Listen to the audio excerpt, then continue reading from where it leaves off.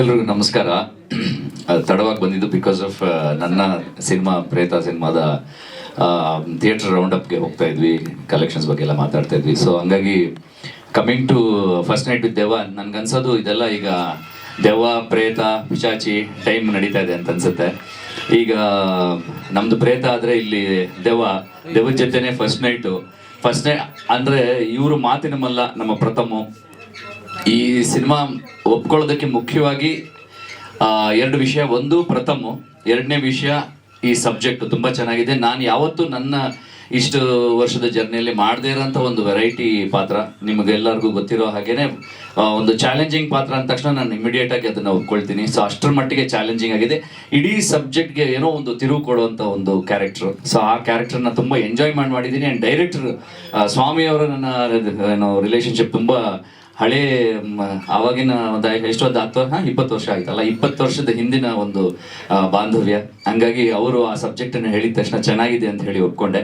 And ಅಷ್ಟೇ ಚೆನ್ನಾಗಿ execute ಮಾಡಿದ್ದಾರೆ, ತುಂಬ ಫಾಸ್ಟಾಗಿ ಕೆಲಸ ಮಾಡಿದ್ದಾರೆ.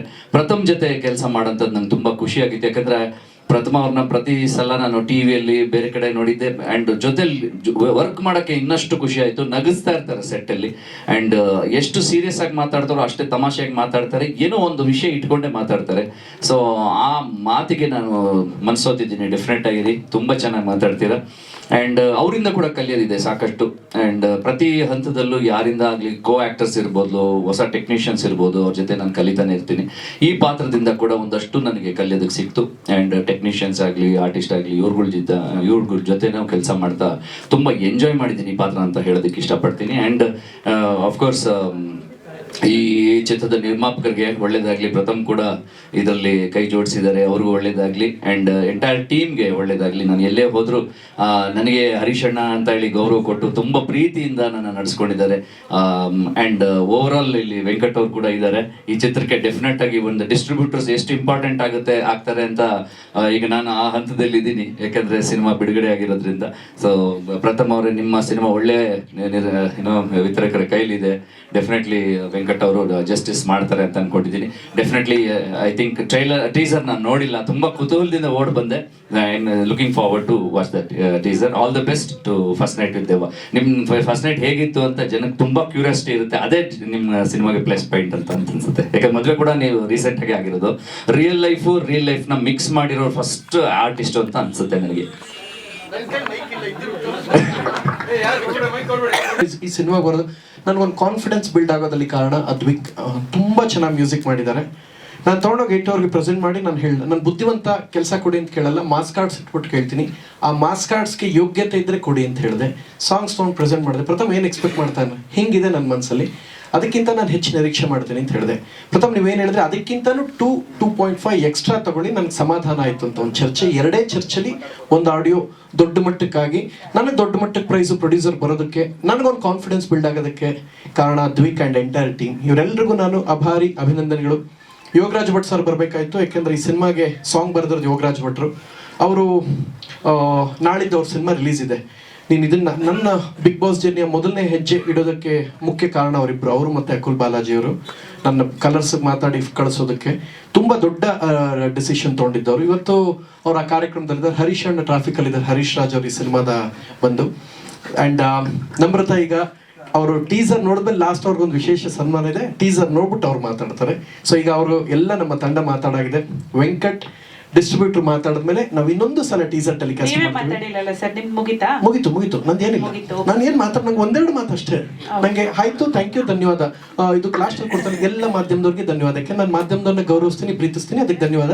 ನನ್ನ ಬಗ್ಗೆ ನೀವೇನು ಪ್ರಶ್ನೆ ಕೇಳೋ ಹಾಗೆ ಬರಲ್ಲ. ಯಾಕೆ ಅಂತ ಹೇಳಿದ್ರೆ ನಾನು ಡೈರೆಕ್ಟರ್ ಬೈಸ್ಕತೀನಿ, ಓಡಿಸ್ಕತೀನಿ. ಅವ್ರು ಹೇಳ್ಕೊಟ್ಟಿದ್ದನ್ನ ಯಾಕೆ ಮಾಡಿದ್ದೀನಿ, ಅದರಿಂದ ನೀವು ಪ್ರಶ್ನೆ ಕೇಳೋಂಥದ್ದು ಬರಲ್ಲ. ದೆವ್ವದ ಸುಷ್ಮಿತಾ ಅವರು ಇಲ್ಲಿದ್ದಾರೆ. ನೆಕ್ಸ್ಟ್